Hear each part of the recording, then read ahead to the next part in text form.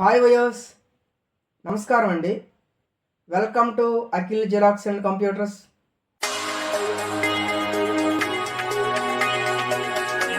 నేను మీ అప్పలనాయుడు గోర్లే.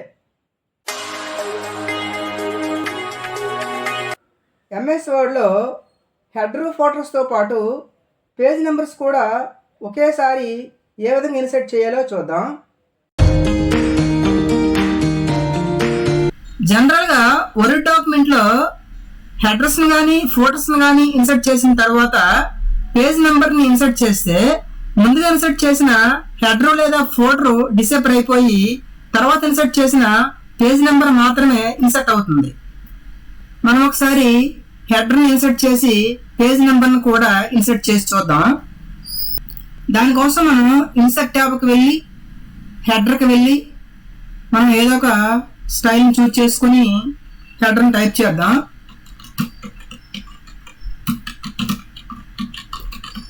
దీన్ని కొంచెం హైలైట్ చేద్దాం.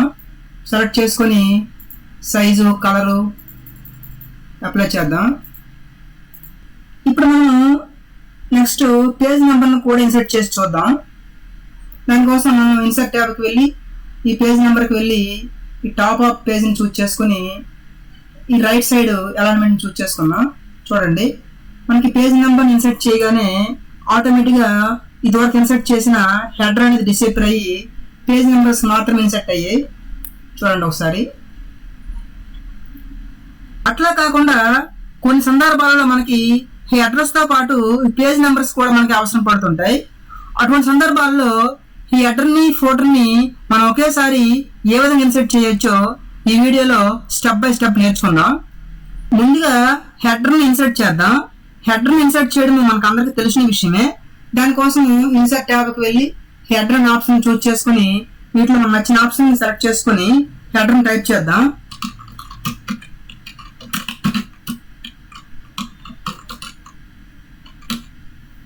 మనం ఇన్సర్ట్ చేసిన హెడర్కి సైజు పెంచి కలర్ని బోల్డ్ని అప్లై చేద్దాం.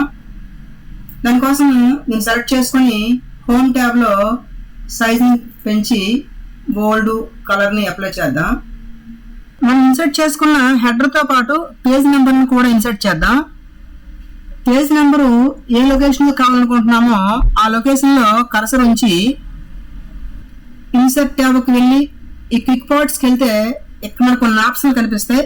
వీటిలో నుంచి ఈ ఫీల్డ్ అనే ఆప్షన్ని చూస్ చేసుకుంటే ఇలా మనకు ఒక డైలాగ్ బాక్స్ అపియర్ అవుతుంది. ఇందులో మనకి డిఫరెంట్ ఫీల్డ్స్ కనిపిస్తాయి. వీటిలో నుంచి మనము ఈ పేజ్ నెంబర్ అనే ఫీల్డ్ని చూస్ చేసుకుంటే మనము ఇన్సర్ట్ చేయదలుచుకున్న పేజ్ నెంబర్ ఫార్మాట్స్ మనకు కనిపిస్తాయి.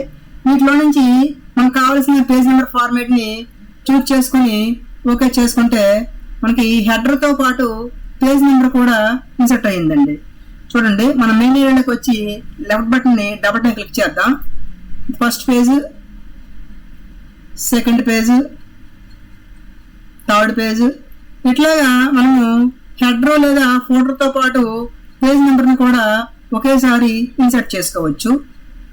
మన గత వీడియోలో ఎంఎస్ వర్డ్లో ఒక డాక్యుమెంట్లోనే డిఫరెంట్ పేజ్ నెంబర్ ఫార్మాట్స్ని ఏ విధంగా ఇన్సర్ట్ చేయాలో నేర్చుకున్నాం.